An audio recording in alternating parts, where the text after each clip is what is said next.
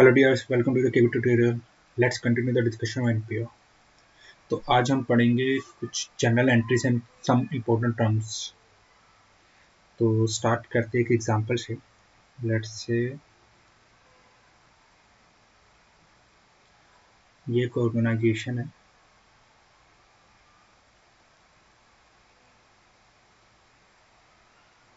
X Y Z. ये एक NPO है, ठीक है। एक एनपीओ है, एक संस्था है जो वेलफेयर के लिए काम करती है। तो लेट्स से एक पर्सन है, मुझे हम यहाँ पे एक पर्सन बना लेते हैं, ठीक है। ये पर्सन है ए, ठीक है। ए पर्सन आए और इन्होंने एक्स वाई जेड को 10 लाख की डोनेशन दे दी, ठीक है। डोनेशन तो दी, बट इन्होंने कहा कि ये जो पैसा मैं आपको दे रहा हूँ 10 लाख, इस 10 लाख का आपको क्या करना है, इससे आप बिल्डिंग बनाओ,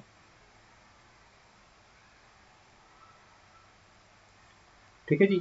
मीन्स इन्होंने आपको जो 10 लाख रुपए दिए एज अ डोनेशन, ठीक है जी, ये इन्होंने 10 लाख रुपीज इनको डोनेशन दी। तो इन्होंने साथ में कहा है कि ये पैसा आप कहाँ पे खर्च करना, बिल्डिंग बनाने में। मतलब उन्होंने आपको इनडायरेक्ट तरीके से एक कंडीशन लगा दी। उन्होंने आपके इस पैसे के ऊपर एक क्या लगा दी, कंडीशन लगा दी। कंडीशन क्या है कि आपको ये पैसा कहाँ पे खर्च करना है, बिल्डिंग बनाने में। इसका मतलब इस पैसे को आप कहीं और खर्च नहीं कर सकते। आपको एक कंडीशन लग चुकी है कि आपको बिल्डिंग में ही इस पैसे को खर्च करना होगा। तो अब क्या करें, आप इसको ऐसे भी कह सकते हो, एक तरह से आपको टेंशन मिल गई कि हाँ ये पैसा मुझे बिल्डिंग में ही खर्च करना है और मैं कहीं पे खर्च नहीं कर सकता।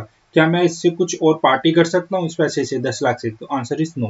तो आपको इस पैसे को बिल्डिंग बनाने में ही खर्च करना होगा। तो अब करेंगे क्या, कैसे करें इसको? अगर मैं एक बैलेंस शीट बनाने की बात करूं, या यूं कोई बैलेंस शीट बाद में आएंगे, हम पहले देखें हमें मिला क्या है। अगर हम इसकी एंट्री डालें तो हमारे पास क्या है, bank account debit 10 lakh rupees, ये आ गया। टू में क्या करूं, बैंक तो मिल गया 10 लाख का, लेकिन टू में क्या, क्योंकि उन्होंने आपको पैसा दिया है बिल्डिंग के लिए, ठीक है जी। या यूं कह लो bank account debit to tension. Tension आई, अभी मैंने टेंशन लिखा, हम इसका नामकरण करेंगे भी कि पैसा आया, साथ में टेंशन लाया। ये पैसा तो आ गया, टेंशन किस चीज की, कि इसको बिल्डिंग बनाने के लिए खर्च करना है। तो हम क्या करेंगे, अब इसको बिल्डिंग बनाना है। अब बिल्डिंग अब हाथों हाथ तो बन नहीं जाएगी।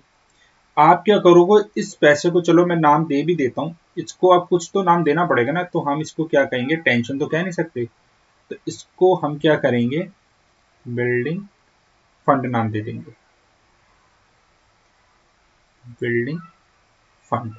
हुआ क्या है, जो 10 लाख उसने आपको दिया डोनेशन, ये एक तरीके का फंड ही है जो आपको मिला। ये क्या है, एक फंड है जो उसने आपको दिया डोनेशन के तौर पे। और ये जो डोनेशन है, क्योंकि उसने एक कंडीशन लगाई थी, इसमें क्या करना, ये एक स्पेसिफिक पर्पस के लिए खर्च करना। स्पेसिफिक पर्पस क्या था, कि बिल्डिंग बनानी थी। स्पेसिफिक पर्पस के लिए दिया था, है ना। इसका पर्पस क्या था, स्पेसिफिक क्या सकते हैं, आपको इसकी बिल्डिंग ही बनानी, इसलिए इसको स्पेसिफिक फंड भी बोला जाता है। स्पेसिफिक पर्पस के लिए, इसलिए इसको स्पेसिफिक फंड बोला जाता है कि ये पैसा किस लिए मिला है, स्पेशल पर्पस के लिए मिला है, एक स्पेसिफिक फंड के लिए मिला है, ठीक है जी। तो अब हमें पैसा मिल गया बैंक टू बिल्डिंग फंड। अब करें क्या, बिल्डिंग बन तो नहीं गई। अगर मैं अब बैलेंस शीट बना के आपको दिखाऊं कि बैलेंस शीट के रूप कैसे होगा, तो अगर हम बैलेंस शीट बनाए इस कंपनी की या इस एनपीओ की, तो हमें पता है इस साइड लाइबिलिटी आती है और इस साइड एसेट आता है ना। थोड़ा लग, अब क्या बिल्डिंग तो बनी नहीं, तो ये आपकी क्या कहलाएगी, एक तरह से लाइबिलिटी, क्योंकि ये आप पैसा कहीं भी खर्च नहीं कर सकते, ये आपकी लाइबिलिटी है। उसने आपको पैसा दिया इसलिए क्योंकि बिल्डिंग बनाओ, बिल्डिंग अभी बनी नहीं है, तो आपको इसको क्या ट्रीट करना होगा, लाइबिलिटी ट्रीट करना होगा। और बैंक तो हमें पता ही है, बैंक हम क्या बोलते हैं, बैंक तो हमारा एसेट होता है, ये तो हमें पता ही है। तो बैंक अकाउंट डेबिट, क्योंकि मैचिंग कंसेप्ट भी फॉलो करना है ना, दोनों साइड मैच होनी चाहिए अकाउंटिंग इक्वेशन के अकॉर्डिंग। तो यहाँ पे आप दिखाओगे बिल्डिंग फंड, ये आपकी बनेगी लाइबिलिटी। जब तक ये पैसा खर्च नहीं हो जाता आपकी लाइबिलिटी रहेगी 10 लाख की, और साथ में क्या आ गया आपके पास, बैंक कितने का, 10 लाख का। ठीक है जी, ये हमारी हुई इसकी फर्स्ट एंट्री जो हमने यहाँ पे डाली, एंट्री नंबर 1 कि हमारे साथ हुआ क्या। अभी हमने क्या सीखा है कि हमें 10 लाख का फंड मिला है, तो हमने एक एंट्री डाली, bank account debit to building fund. Means हमें एक बिल्डिंग बनाने के लिए फंड मिला था, तो हमने क्या किया, अपने बैंक में डेबिट कर लिया और बिल्डिंग फंड अकाउंट का एक लेजर खोल लिया। एक्चुअली मैं और डिटेल में आपको अगर थोड़ा सा बताऊं तो एक्चुअली में होता है क्या है, एनपीओ क्या करती है, जब भी आपको कोई फंड मिलता है, जब भी आपको कोई फंड मिलता है या पैसा मिलता है, जैसे इस क्वेश्चन के अंदर हमें फंड किसके लिए मिला था, बिल्डिंग बनाने के लिए मिला था, तो एनपीओ क्या करेगी, इस बिल्डिंग का अलग से सेपरेट बैंक अकाउंट खोल देगी। सेपरेट बैंक अकाउंट खोलना पड़ेगा फॉर ईच फंड के लिए। जितने भी फंड आपको मिलेंगे, हर फंड का आपको अलग से एक बैंक अकाउंट खोलना पड़ेगा। जैसे इस क्वेश्चन में हमें बैंक के लिए मिला था, तो हमें बिल्डिंग फंड अकाउंट खोलना था। ठीक है, बिल्डिंग बैंक यूं कह सकते हैं, बिल्डिंग फंड बैंक। ठीक है, इसका एक अलग से खुल गया। ठीक है, इस तरीके से आपको हर फंड अलग अलग खोलना होगा। ठीक है, और इसी में से पैसा यूज करना होगा। तो यहाँ पे भी हम लिख देते हैं, ये किसके लिए, बिल्डिंग फंड बैंक अकाउंट को यूज करते हैं, क्योंकि इसने अपना अलग से एक खोल लिया। ठीक है, तो यहाँ पे जो बैंक आ रहा होगा, तो ये कौन सा वाला बैंक होगा, बिल्डिंग फंड वाला। ठीक है, चलो आगे देखते हैं। तो इसने अलग से अपना एक खोल लिया बिल्डिंग फंड, अब इसी में से ये पैसा यूज करेगा। अब दिक्कत ये, अब बिल्डिंग बनानी शुरू करनी है। ये रही बिल्डिंग, बिल्डिंग की यहाँ पे 4 दीवारी हो चुकी है। ठीक है जी, ये देखो। अब हम बनाए कैसे, ये बिल्डिंग में काम चल रहा है, ये वर्क इन प्रोग्रेस है, बिल्डिंग में भी काम चल रहा है। अब बिल्डिंग रातों रात तो बन नहीं जाएगी, बिल्डिंग धीरे धीरे धीरे धीरे बनेगी। अब सेकेंड एंट्री क्या होगी, अब समझ लो यहाँ पे रोज क्या क्या होगा, रोज सीमेंट आएगा बिल्डिंग बनाने के लिए, है ना, सीमेंट का खर्चा होगा, ब्रिक्स आएंगी, ईंटें आएंगी, उसका खर्चा होगा, लेबर के चार्जेस होंगे, है ना, कुछ स्टाफ के एक्सपेंसेस वगैरह होंगे, है ना, म्यूनिसिपल को खर्चा देना होगा, एक्सेट्रा। बहुत सारे एक्सपेंसेस यहाँ पे हो रहे होंगे, टैक्सेस वगैरह, बड़े सारे खर्चे यहाँ पे होते जाएंगे। लट से इसको 5 साल लगेंगे या 2 साल लगेंगे कंप्लीट होने में, ये खर्चे किए जा रहे हैं, चले जा रहे हैं। ये अभी बिल्डिंग कंप्लीट भी बन रही है, तो इसके खर्चों का क्या करेंगे, हर ईयर हर मंथ जो खर्चा हो रहा है, तो उसका क्या करेंगे, तो हमें क्या करना होगा, एक अलग से देखते ये जो खर्चे कैसे करेंगे। तो हम क्या करेंगे, जैसे हमने बिल्डिंग फंड का अपने अलग से बैंक अकाउंट खोला था, ऐसे इसका अलग से एक्सपेंसेस अकाउंट भी खुल जाएगा, building fund expenses account debit. Let's say हमने बिल्डिंग बना ली और 10 लाख पूरे खर्च कर दिए, तो बैंक तो जाएगा ही जाएगा, क्योंकि पे तो आपने बैंक से ही किया होगा, 10 लाख रुपीज ये हमने खर्च कर दिए बिल्डिंग बनाने में। आप देख सकते हो इतने की टेंशन आई थी 10 लाख की, और 10 लाख की टेंशन खत्म होगी। कैसे खत्म होगी, आपको पैसा किस लिए मिला था, 10 लाख की बिल्डिंग बनाने के लिए, आपने देखो ये 10 लाख का 10 लाख ही खर्च कर दिए, ये पूरे 10 लाख खर्च हो गए, 10 लाख डेबिट 10 लाख क्रेडिट। अगर मैं बैलेंस शीट की पोजीशन के पॉइंट ऑफ व्यू से बताऊं, तो यहाँ पे आप देख सकते हो, आपने यहाँ पे एक्सपेंस कर दिए पूरे 10 लाख के, है ना, आपने पूरे एक्सपेंसेस कितने के कर दिए, 10 लाख के, तो आपके पास बैलेंस कितना आ गया, निल। आपने 10 लाख आए थे, 10 लाख ही खर्च कर दी। ठीक है, ये साइड तो हो गई जीरो, बट ये बिल्डिंग फंड में अभी भी 10 लाख खड़ा है। ठीक है, अभी पहले क्या होता होगा, थर्ड एंट्री की अगर मैं बात करूं, तो थर्ड में क्या हुआ होगा, जहां पे ना एक अलग से, क्योंकि बिल्डिंग में तो अभी एकदम से तो बन नहीं गई, अब जैसे कि ये खर्चे तो होते रहे सारे, तो हमने अज्यूम किया सारे खर्चे हो गए, अब थर्ड एंट्री क्या डलेगी। अब ये जो मैंने बिल्डिंग फंड एक्सपेंसेस आपको दिखाया है, building fund expense account debit, ये एक्चुअली में इसका जो नाम एक्चुअल होता है, वो होता है बिल्डिंग वर्क इन प्रोग्रेस, क्योंकि बिल्डिंग तो अभी बंद थोड़ा ना गई, बिल्डिंग तो अभी बन रही थी, तो सारे खर्चे में कहाँ पे डेबिट किया जा रहा था, बिल्डिंग वर्क इन प्रोग्रेस के अंदर। और देखें यहाँ पे जो इनकम एक्सपेंडिचर के थ्रू समझते हैं थोड़ा, अगर मैं वैसे बताऊं आपको इनकम एक्सपेंडिचर के थ्रू, तो आप कैसे दिखाते थे, यहाँ पे जो हमने फॉर्मेट पढ़ा था, यहाँ पे एक्सपेंसिस, यहाँ अमाउंट, यहाँ इनकम, यहाँ पे अमाउंट। ठीक है जी, यहाँ पे एक्सपेंसिस आता है, यहाँ पे आपका अमाउंट आता है, यहाँ पे क्या आता था जी, एक्सपेंसिस के बाद इनकम और यहाँ पे इसका अमाउंट। तो अगर मैं यहाँ की बात करूँ तो यहाँ पे जो बिल्डिंग का अपने वर्क इन प्रोग्रेस है वो यहाँ पे खर्चे क्या होते रहेंगे, डेबिट। यहाँ पे 10 लाख डेबिट हो गया होगा आपका इनकम एक्सपेंडिचर में, खर्चा आपने डेबिट कर दिया। ठीक है जी, ये देखो आपने बैंक में पहले बैंक का सारा पैसा खत्म और उसको कोरस्पोंडिंग एंट्री आपने क्या किया था, खर्चे सारे डेबिट कर लिए। अब इसका क्या होगा, अब रह गया सिर्फ ये बिल्डिंग फंड, इसका क्या होगा। अब इस बिल्डिंग फंड को भी तो खत्म करना होगा, क्योंकि ये जो टेंशन आप देखो एक तरीके से, देखो आपने क्या किया, बैंक का सारा पैसा जीरो। ठीक है जी, अब रह गया बिल्डिंग वर्क इन प्रोग्रेस और बिल्डिंग फंड। अब बिल्डिंग तो बन गई, बिल्डिंग तो बन गई, अब आपको बिल्डिंग जो बन गई उसको कहाँ पे लेके जाना पड़ेगा, बिल्डिंग तो बन गई, अब बिल्डिंग को कहाँ पे लेके जाना पड़ेगा, आपको इसको ट्रांसफर करना होगा अपने एसेट्स के अंदर, कैपिटलाइज करना होगा। आपको एसेट्स को क्या करना होगा, कैपिटलाइज। कैपिटलाइज कैसे करोगे, आप एक ट्रांसफर एंट्री मारोगे, बिल्डिंग अकाउंट डेबिट, क्योंकि आपकी बिल्डिंग अब रेडी हो चुकी है, बिल्डिंग अकाउंट डेबिट। टू में अब क्या जाएगा, अब टू में जाएगा जी ये आपका जो था बिल्डिंग वर्क इन प्रोग्रेस का अमाउंट 10 लाख, 10 लाख। इससे हुआ क्या, इससे हुआ ये आपका ये जो बिल्डिंग एक्सपेंस था ये पूरा नॉक ऑफ हो गया, ये ट्रांसफर हो गया। आपने बिल्डिंग में सारा खर्चा क्या कर दिया, ट्रांसफर कर दिया, सारा खर्चा बिल्डिंग में चला गया, क्योंकि हमें सारा का सारा खर्चा कहाँ पे कैपिटलाइज करना है, एसेट में ही, क्योंकि एट द एंड तो आपको यहीं पे करना। मैं इसमें अलग से एक प्रोफेशनल वीडियो बनाऊंगा मल्टीनेशनल कंपनीज के अंदर किस तरीके से इस एसेट को कैपिटलाइज किया जाता है और क्या प्रोसीजर होता है, फिर हम वहां पे देखेंगे और डिटेल में। ये हम ऐसा इसलिए भी कर रहे हैं क्योंकि आपका जो accounting standard 16 and Ind AS 23 जो है वो यही तो बोलता है जितने भी खर्चे होंगे बिल्डिंग के बन जाने तक, रेडी होने तक के सारे खर्चे आपको क्या करना पड़ेगा, कैपिटलाइज करना पड़ेगा एसेट के अंदर, है ना। यहाँ पे करते कैपिटल एक्सपेंडिचर की तरह ट्रीट होगा, आपको सारा का सारा खर्चा क्या करना होगा, कैपिटलाइज, है ना। ये सारा खर्चा यहाँ पे। अब चलते हैं मूव, यहाँ पे हमारी सारी एंट्री डल गई।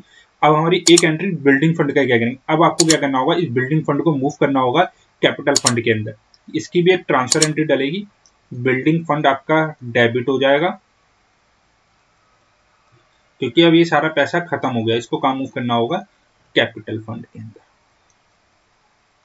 आपको पेपर में जनरल एंट्री पूछता नहीं है, बहुत रेयर ये पूछेगा, कॉलेज में भी पूछ ले, बट ये नॉलेज पर्पज के लिए आपको पता होनी चाहिए, ठीक है, इसलिए। अब आप देखो आपका जो बिल्डिंग फंड था उसका क्या हुआ, बिल्डिंग फंड का ये देखो, बिल्डिंग फंड जो आपने यहाँ पे, सॉरी कहा गया, ये हो गया जीरो,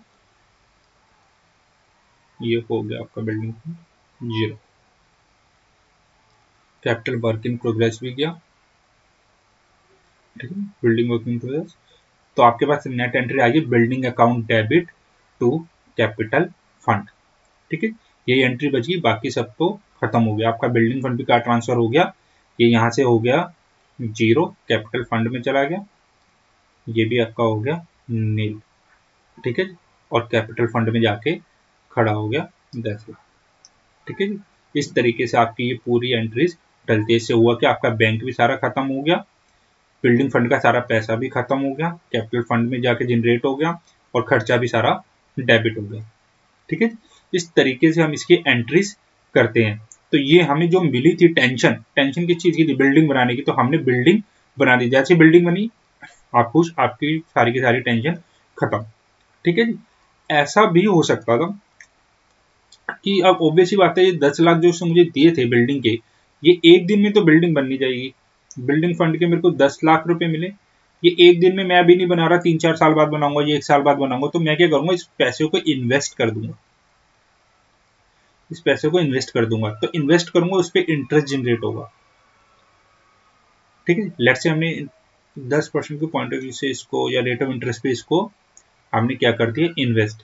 तो 10 लाख पे 10% निकालेंगे तो 1 लाख का जो इंटरेस्ट आएगा ये हमारी इनकम में जाके क्या हो जाएगा, क्रेडिट, है ना। ये हमारी यहाँ पे इनकम बन जाएगी, इनकम एंड एक्सपेंडिचर में, है ना। यहाँ पे आप क्या करोगे, बाय बिल्डिंग फंड इन्वेस्टमेंट के नाम से दिखा दोगे, 1 लाख रुपीज आपने यहाँ पे इन्वेस्ट कर दिया, तो आपकी इनकम है। तो इनकम किसकी वजह से हुई है, इन्वेस्टमेंट की वजह से, तो आप building fund investment account debit to, income में किसकी वजह से हुई है, बिल्डिंग फंड की वजह से हुई है, तो हम क्या करेंगे, अपनी इनकम को यहाँ पे क्रेडिट कर देंगे। आपकी इनकम्स क्या होती है, यहाँ पे वैसे एंट्री हमें चाहिए नहीं, मैं फिर भी आपको करके बता, वैसे क्वेश्चन में पूछता कई बार। तो 2 में तो आपका चला गया बिल्डिंग फंड इन्वेस्टमेंट, आपकी इनकम कहाँ जाएगी, 1 लाख रुपए, तो क्रेडिट हो जाएगी। अब डेबिट क्या करूं, क्योंकि जिससे मैंने ये पहले भी बताया था, जिससे जुड़ा हुआ पैसा है वहीं पे जाता है, क्योंकि ये पैसा आपका बिल्डिंग फंड का है, तो आपको वहीं पे जाके क्या करना होगा, डेबिट। तो आप क्या करोगे, बिल्डिंग फंड के अंदर ही इस पैसे को जोड़ दोगे, क्योंकि ये उसी से जुड़ा हुआ है। बाकी मैं कैश फ्लो में भी आपको डिटेल में बताऊंगा, कैश फ्लो पूरा इसी पे डिपेंडेंट है, ठीक है जी। आपको वहीं पे जाके इस पैसे को ऐड बैक करना होगा, ठीक है जी। तो इन शॉर्ट अगर मैं इस क्वेश्चन के पॉइंट से 10 प्लस 1, तो हमारे पास टोटल बिल्डिंग फंड का बैलेंस कितना हो जाएगा, आपके पास बिल्डिंग फंड में आ रहा होगा 10 लाख रुपीज, प्लस आप करोगे इन्वेस्टमेंट का interest on investment 1 lakh rupees, तो टोटल आपके पास आ जाएगा 11 लाख रुपीज जो आपको खर्च करना होगा, ठीक है। ये आपके इस तरीके से ये क्वेश्चन होगा। आई होप आपको यहाँ पे समझ में आ गया होगा कि ये बिल्डिंग फंड क्या होता है। तो ये हमने एक एग्जांपल लिया कि जहाँ पे हमें पता लगा कि हमें एक स्पेसिफिक कंडीशन के लिए उसने पैसा दिया बिल्डिंग के लिए, तो हमने बैंक अकाउंट में डाला, साथ में बिल्डिंग फंड में ट्रांसफर कर दिया। फिर धीरे धीरे बिल्डिंग बन रही थी, वर्क इन प्रोग्रेस में थी, तो पैसा हमने वहाँ से यूज किया, तो यहाँ पे हम कोरस्पॉन्डिंग एंट्री करते गए, बैलेंस शीट में जीरो होता चला गया, है ना। अगर इन्वेस्ट किया तो आपने इनकम उसमें जोड़ दी, और अगर बिल्डिंग फंड को आखिरी में आपने एसेट क्रिएट किया, कैपिटलाइज किया, और उसके बाद पैसे को कैपिटल फंड में ट्रांसफर कर दिया। इस तरीके से आपकी ये पूरी एंट्रीज चलेगी। ये तो था एक एग्जांपल जो मैंने आपके सामने लिया, ठीक है जी। अब लेट से फिर से वही ऑर्गेनाइजेशन है, ठीक है जी, XYZ NP, फिर से अब यहाँ से फिर से वो पर्सन है, इस बार फिर उसने लेट से 1 लाख रुपए दिया, इस बार उसने कहा कि जाओ टूर्नामेंट कराना। वो ऐसे भी कह सकता है कि टूर्नामेंट कराना, टूर्नामेंट मीन समझ लो कि स्पोर्ट्स का, ये एनपी स्पोर्ट्स से रिलेटेड काम करती, तो उन्होंने कहा ठीक है तुम एक स्पोर्ट्स टूर्नामेंट रखो, कोई स्पोर्ट्स से रिलेटेड तुम वो करवाओ। कंडीशन इस बार भी मिली है, लेकिन इस बार कंडीशन मिली है स्पोर्ट्स से रिलेटेड, कि स्पोर्ट्स का आपको कुछ करवाना है। तो अगेन क्वेश्चन अभी भी वही है, मैंने आपको पूछा एक अलग से सेपरेट बैंक अकाउंट खुलता है, फिर से एक टूर्नामेंट बैंक अकाउंट खुल जाएगा, है ना। तो आपको एक सेपरेट बैंक अकाउंट खोलना होता है, तो टूर्नामेंट बैंक अकाउंट खुल जाएगा। तो टूर्नामेंट बैंक अकाउंट डेबिट,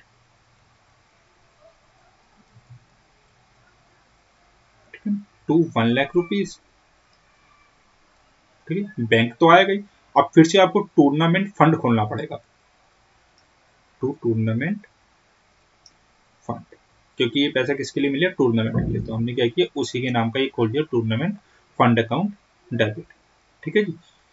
क्योंकि ये पैसा इस बार हमें कोई, ये एक तरह से जनरल डोनेशन है, स्पेसिफिक नहीं है तो आपको लग रहा होगा ये कंडीशन यहाँ भी लगी है, कंडीशन उसने यहाँ भी लगाई है, किस लिए, टूर्नामेंट के लिए, ठीक है जी।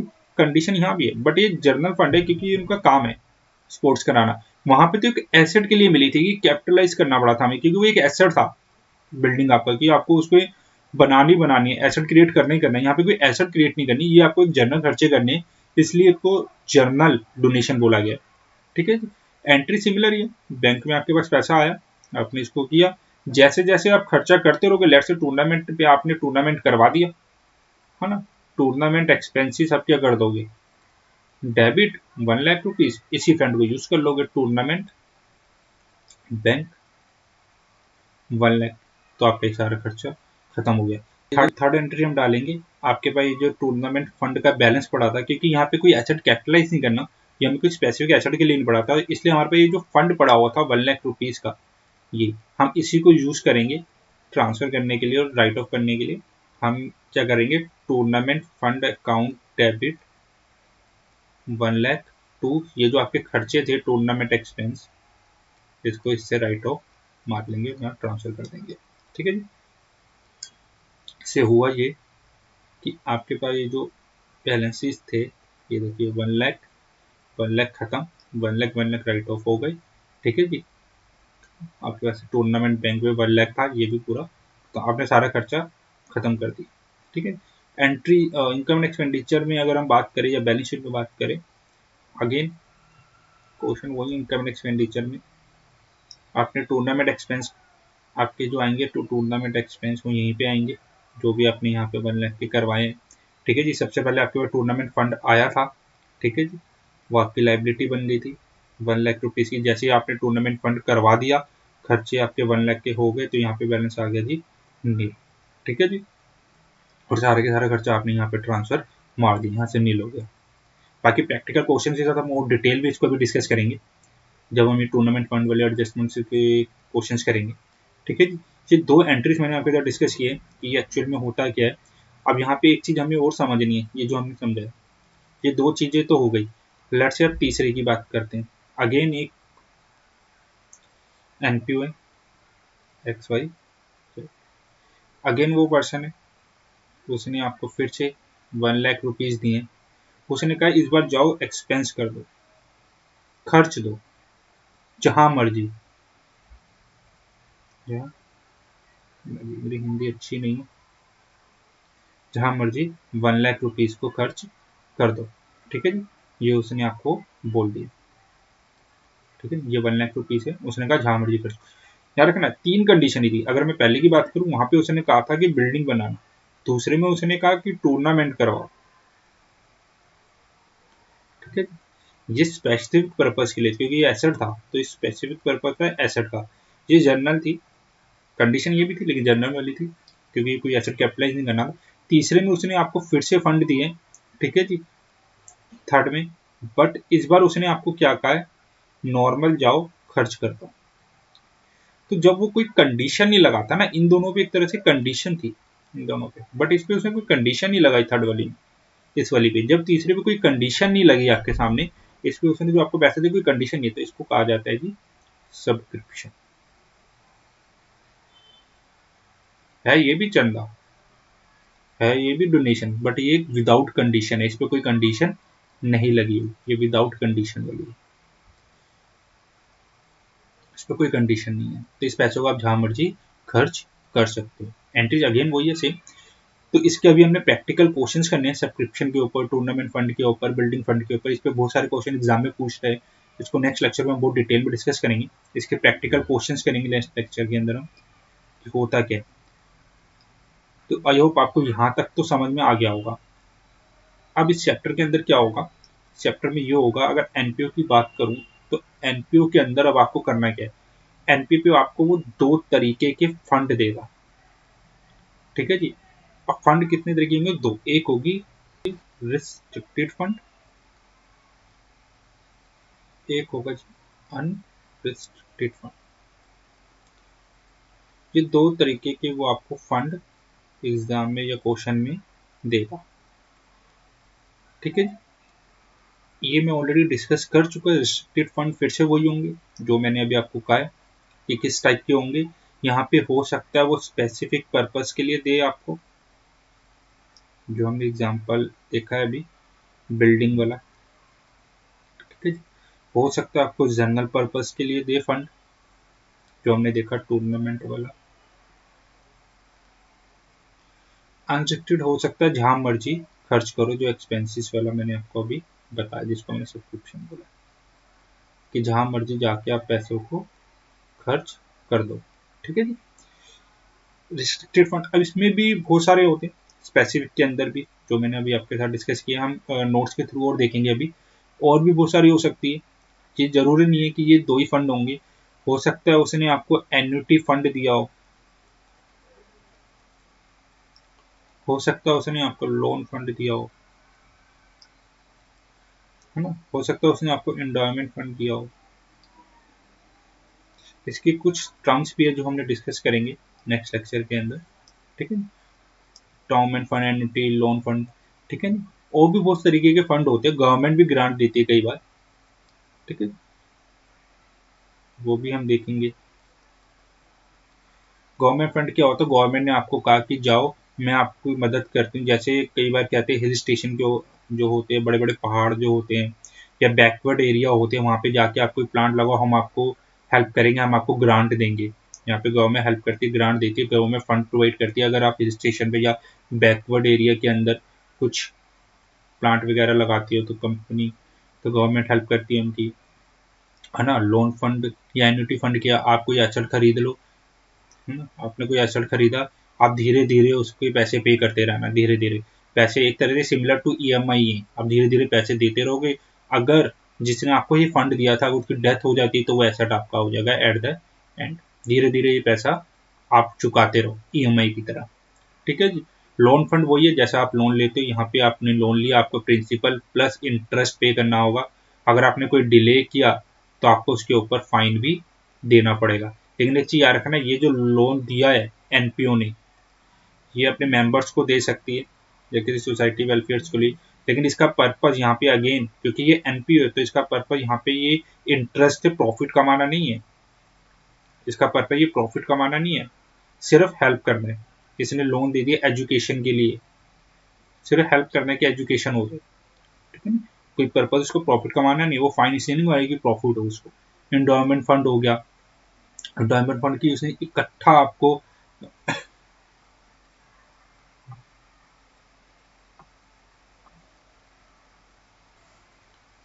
तीसरा, ये जो लास्ट टाइम एंडोमेंट फंड हो गया, एंडोमेंट फंड के अंदर क्या होगा, मैंने आपको इकट्ठा ही सारा पैसा दे दिया। मैंने आपको कहा ये लो 10 लाख रुपए रख लो, आप इसको आप इन्वेस्ट कर दो, इन्वेस्ट करके जो आपकी इंटरेस्ट आएगा वो इंटरेस्ट आप रख लेना, ये आपका हो, ये इंटरेस्ट एनपीओ का हो जाएगा। ये एनपीओ इससे जो भी उसको पर्पज है वो उसके लिए यूज कर सकते हैं। यार मैंने 10 लाख उसने नहीं दिए, उसके ऊपर इन्वेस्टमेंट जो इंटरेस्ट अर्न कर रही है वो इसका होगा एंडोमेंट फंड, है ना। तो ये फंड हो सकता है वो उसने 10 लाख रुपए उसको परमानेंट भी दे सकती है या टेम्परेरी भी दे सकती है, वो उस बंदे की मर्जी, है ना। बट उसने कहा कि इसका इंटरेस्ट आप अर्न कर लेना। और भी तरीके के हो सकते हैं, ये मैंने कुछ एग्जांपल लिए, बाकी हम थियोरेटिकली और पढ़ेंगे, कितना होगा नेक्स्ट लेक्चर में हम डिटेल में पढ़ेंगे, है ना। तो यहाँ तक आपको समझ में आ गया होगा कि यहाँ पे हो क्या रहा है। चलो आइए थोड़ा सा थ्योरी के थ्रू हम समझते हैं अब इसको कि यहाँ पे हो क्या रहा है। और एक चीज और यहाँ पे मैं आपको बताना चाहूंगा, क्योंकि इस क्वेश्चन के अंदर आपने देखा होगा हमने सारा डिस्कशन किसका किया, सिर्फ और सिर्फ फंड का। इस पूरे एनपीओ चैप्टर के अंदर पूरा फंड फंड फंड ही था। ये देखो आपने सारा क्या, building fund, tournament fund, expenses fund, ये जितने भी सारा फंड और फंड था। क्योंकि यहाँ पे क्या चल रहा है, सिर्फ और सिर्फ फंड की ही बातें चल रही है, फंड की बातें, सिर्फ फंड की बातें हो रही है। क्योंकि इस पूरे चैप्टर के अंदर होता क्या, सिर्फ यही होता, फंड आ रहा है जा रहा है और फंड को खर्च कर रहे हैं। क्योंकि यहाँ पे सिर्फ फंड से रिलेटेड ही चीजें होती है सारी एनपीओ के अंदर, इसलिए इस चैप्टर को फंड बेस्ड अकाउंटिंग भी कहा जाता है। फंड बेस्ड अकाउंटिंग की मतलब जो अकाउंटिंग है वो फंड पर बेस्ड है। तो ये तो आपको समझ में भी आ गया होगा अब तक, जितना भी हमने नीचे डिस्कस किया। यहाँ पे सारी अकाउंटिंग जितनी भी जर्नल एंट्री किसके इर्द गिर्द घूम रही है, फंड के, कि बिल्डिंग फंड अकाउंट खोलो, बिल्डिंग फंड एक्सपेंसेस अकाउंट खोलो, बिल्डिंग फंड में ही पैसा ट्रांसफर करो, कैपिटल फंड में लेके जाओ। तो ये सारा फंड फंड फंड ही हो रहा है, इसलिए इसको क्या बोला जाता है जी, फंड की अकाउंटिंग किस पे बेस्ड है, फंड पर, ठीक है। इसलिए फंड बेस्ड अकाउंटिंग इसको बोला जाता है, ठीक है। तो चलिए अब मूव करते हैं उसके ऊपर, देखते हैं क्या है। लो जी फंड बेस्ड अकाउंटिंग क्यों बोला जाता है जी फंड बेस्ड अकाउंटिंग, क्योंकि यहाँ पे सिर्फ और सिर्फ फंड की ही बातें होती है। मीनिंग क्या फंड बेस्ड अकाउंटिंग का, it is an accounting method और practice that is for preparation of account in which amount, amount क्या फंड्स क्या होते हैं, स्पेसिफिक भी हो सकते हैं और unspecific. Available for specific purpose is known as specific fund account, ठीक है जी। स्पेसिफिक पर्पज के लिए होते हैं। It mean the accounting where the receipt of donation and income relating to a particular fund. Particular fund यहाँ पे tournament fund हो गया, जैसे आपका टूर्नामेंट फंड जो हमने पढ़ा है, is credit to debt fund, ठीक है जी। उसकी इनकम वहीं पे जाके क्रेडिट करोगे, खर्चा है तो खर्चे में डेबिट करोगे, इनकम है तो इनकम में क्रेडिट करोगे, ठीक है। एनपीओ मेंटेन अ सेपरेट, देखो लिख दिया NPO maintain a separate bank account for each fund. जैसे कि मैंने आपको कहा था हर फंड के लिए अलग से एनपीओ बैंक अकाउंट खोलती है ताकि कोई गड़बड़ ना हो। Donation and income receive toward the fund credit to fund account expenses to such fund, ठीक है जी। तो ये वही बात बोल रही है, हर खर्चे के लिए सेपरेट फंड अकाउंट खुलेगा, इनकम के लिए सेपरेट फंड अकाउंट खुलेगा और सेपरेट ही बैंक अकाउंट खुलेगा ताकि कोई गड़बड़ हो ही ना, ठीक है ना। Credit the fund account with the liability, जो भी फंड आपको मिला वो आपकी लायबिलिटी है, क्योंकि आपका पैसा नहीं है, वो पैसा किसी ने आपको दिए है खर्चने के लिए, वो आपका पैसा नहीं है, इसलिए वो आप अपने पास नहीं रखते, तो वो तो आपकी क्या बनेगी, लाइबिलिटी। आपकी तो देनदारी है, जब तक आप उस पैसे को खर्च नहीं चाहते आप लाइबल हो उस पैसे के लिए, ठीक है ना। तो वो आपका ऐसा नहीं, आपकी लाइबिलिटी ही कहलाएगी। डेबिट, खर्चा तो आप डेबिट करोगे, ठीक है जी। यहाँ तक आपको क्लियर हो गया होगा। आगे देखते आगे और क्या दिया वो इस क्वेश्चन के अंदर। कैटेगराइज बता रहे थे, जैसे कि हमने डिस्कस किया था, दो तरीके की होती है, अनरिस्ट्रिक्टेड और restricted. This fund to cash general operation, जहां मर्जी आप खर्च करोगे, कोई रिस्ट्रिक्शन नहीं है इसके ऊपर। जहाँ दिल करे वहाँ जाके खर्च कर दो, मैनेजमेंट की मर्जी है कहाँ खर्च करना, जनरल फंड, कैपिटल फंड, ठीक है, उसके अकॉर्डिंग ये एडलेस हो जाएगा। स्ट्रिक्टेड फंड ये मैंने आपको बताया था, बहुत सारे एग्जांपल बताए थे, इसकी इंडाउमेंट हो सकता है, एन्युटी हो सकता है, लोन हो सकता है, प्राइस फंड। स्ट्रिक्टेड फंड को फर्दर कैटेगराइज कर रखा है जी, क्या बोलता है आगे देखते हैं कि और क्या हम यहाँ पे बता रहे हैं। रेवेन्यू कह रहे हैं, स्ट्रिक्टेड फंड में भी दो हो सकते हैं, रेवेन्यू नेचर का हो सकता है, रेवेन्यू मतलब ये वही है जर्नल जो मैंने आपको डिस्कस किया था, रेवेन्यू मतलब जर्नल फंड है, आप जनरली कहीं भी खर्च कर सकते हो, ठीक है जी। बाकी प्रैक्टिकल क्वेश्चन में हम और डिटेल में देखेंगे इसको, ठीक है। नोट्स नीचे गिवन है, आप नोट्स में से और डिटेल में पढ़ सकते हैं। ये मैंने एक एग्जांपल लिया हुआ है पी की बुक से निकाल के, तो ये अभी हम क्वेश्चन के थ्रू ज़्यादा डिटेल में समझेंगे कि हमें इतने का फंड मिला 50,000 का, 20,000 रुपये की मैंने टिकटें बेची तो और जुड़ गया, इनकम याद है, इनकम है तो उससे जुड़ी इनकम भी यहीं ऐड होगी, तो 70 इसमें से मैंने इतने का खर्च कर दिया 10,000 का, तो मेरे पास टोटल इतने रह गया। तो बाकी क्वेश्चन के थ्रू हम देंगे कैपिटल प्रोजेक्ट के लिए मिला है, मीन्स कि आपको ये पैसा किस लिए मिला है, बिल्डिंग बनाने के लिए, आपको इसका क्या करना पड़ेगा, बिल्डिंग बनाना पड़ेगा। ये पैसा तो आपको बिल्डिंग के लिए मिला है, तो आपको बिल्डिंग बनानी पड़ेगी, ठीक है जी। जब तक बिल्डिंग बन नहीं जाएगी आपकी क्या रहेगी, लाइबिलिटी। ये तो लिखा भी है कंस्ट्रक्शन वर्क इन प्रोग्रेस, ये वही कंस्ट्रक्शन बिल्डिंग जो बनाया था, बिल्डिंग फंड का बिल्डिंग भी जुड़ेगा, जितना खर्चा करते जाओगे दिखाते जाओगे, और एट द एंड जाने का इस पैसे को कहाँ पे ट्रांसफर करना पड़ेगा, ये देखो कैपिटल फंड भी, ये वही एंट्री जो हमने डाली थी अगर आपको याद हो, जो हमने बनाई थी, building work in progress to capital fund, याद है आपको, ये एंट्री आपने डाली थी, ये वही एंट्री से यहाँ पे आपको डाल के दिखाइए, इसलिए वहां जाके ऐड हो रहा है। जैसे अगर आपको याद हो हमने यहाँ पे ये जो एंट्री डाली थी नीचे, ये वाली, ये एंट्री आपने ट्रांसफर की थी यहाँ पे, तो ये वही एंट्री है जो वो वहाँ पे आपको करके दिखा रहा है, जो उसने आपको बताई, ये देखो, तभी ये यहाँ पे ऐड हो रहा है कंस्ट्रक्शन पे, ये जो उसने ऐड किया है यहाँ पे आपको, वो इसने इसलिए किया है ताकि ये आपको पता रहे कि वहाँ पे पैसा ट्रांसफर हो रहा है, ठीक है। बाकी क्वेश्चन के थ्रू समझिए। गवर्नमेंट ग्रांट के, ये मैंने ऑलरेडी बता दूं, गवर्नमेंट स्पेसिफिक पर्पस के लिए गए, जैसे पॉलिसी रेडिकेशन प्रोग्राम कोई रहा है कि इसमें अगर आप हेल्प कर रहे हो तो गवर्नमेंट ने कहा हम आपको ठीक है रिलैक्स देंगे, कुछ हम हेल्प कर देंगे, कुछ आप, ठीक है। ये गवर्नमेंट ने किया, जैसे मैंने आपको बताया था हिल्स में आप या बैकवर्ड एरिया में, या आजकल तो गवर्नमेंट ने नया बता रखा है अगर आप कोई सोलर पैनल लगाते हो तो हम आपकी हेल्प करेंगे, आप अपने घर पे सोलर पैनल लगाओ उसका कुछ परसेंटेज हम पे करेंगे, ठीक है। जैसे और भी आप ले सकते हो, प्रधानमंत्री आवास योजना में दे सकते हो, 2 लाख रुपए की गवर्नमेंट ग्रांट देती है अगर आप लोन लेते हो, है ना। ऐसे बहुत सारे एग्जाम्पल्स है आपके पास। इंडाउमेंट फंड आप देख सकते हो, यहाँ पे आपको एक तरीके से गिफ्ट मिला, सारा पैसा आपको देंगे, आप उसको यूज करो, है ना, यूज करो, उसका इंटरेस्ट, उससे जुड़ी इनकम आप यूज कर सकते हो, ठीक है, सिर्फ इनकम, और प्रिंसिपल आपका नहीं होगा। ये देखो ये लिखा है condition for the income arising from the investment और सच फंड विल बी यूज, ये देखो वही यूज करोगे आप जो इससे मिलेगा स्पेसिफिक पर्पज। बाकी आपको principal amount of this fund remain unchange रहेगा, इसको आप नहीं कर सकते, टेम्परेरी भी हो सकता है और परमानेंट भी हो सकता है, जैसे कि मैंने आपको बताया था। इतनी आपको चाहिए नहीं है, थियोटिकल के लिए मैंने आपको बताया कि पता होनी चाहिए। एन्युटी फंड क्या है ये हम ऑलरेडी डिस्कस कर चुके हैं। एन्युटी के अंदर आपको क्या करना है, धीरे धीरे आप एसेट ले लो, धीरे धीरे डोनर ने एसेट किया और पे करेगा स्पेसिफिक अमाउंट पीरियडिकली, धीरे धीरे पैसे देते रहो, लाइफ टाइम नेम बेनिफिशियरी, ठीक है जी। डेथ होने पे वो एसेट क्या हो जाएगा, ऑर्गेनाइजेशन का हो जाएगा, एनपीओ का हो जाएगा। लोन फंड क्या होता है, सेम वैसे ही चलेगा, लोन सब रीपेमेंट, फाइन, रीपे सब कुछ आपको करना पड़ेगा, लेकिन इसका पर्पज जैसे कि मैंने आपको बताया प्रॉफिट अर्न करना नहीं है, ठीक है जी। ये तो एग्जाम्पल हेल्प करने, एजुकेशन लोन जैसा लिखा है ये उसकी हेल्प करने के लिए, ठीक है। इस तरीके से आपको ये देखना। नीचे कुछ इंपॉर्टेंट टर्म है जो हमने डिस्कस करनी है, जो मैं आपके साथ नेक्स्ट लेक्चर में डिस्कस करूंगा कि सब्सक्रिप्शन क्या है, डोनेशन, ये वही है, डोनेशन होते गए दो ही तरीके की डोनेशन जो मैंने अभी आपके साथ डिस्कस कर दी है, कि एक जनरल डोनेशन होती है, एक स्पेसिफिक डोनेशन होती है, ठीक है। डोनेशन ये वही है जो हमने ऊपर डिस्कस किया है, दो तरीके के, एक टूर्नामेंट के लिए आपको दे सकता है, स्पेसिफिक पर्पज के लिए। स्पेसिफिक आपको समझ में आ गया, स्पेसिफिक है तो आपको स्पेसिफिक उसी फंड में जाके क्या करना होगा, एड बैक करना होगा और अपनी लाइबिलिटी साइड भी दिखाना पड़ेगा, क्योंकि जो बिल्डिंग का फंड आपको मिला है वो आपको, आपके पैसे नहीं है, वो किसी और के पैसे आपको तो यूज करने के लिए दिए, तो आपकी तो लाइबिलिटी रही, तो आपको वहां पे ट्रीट करने।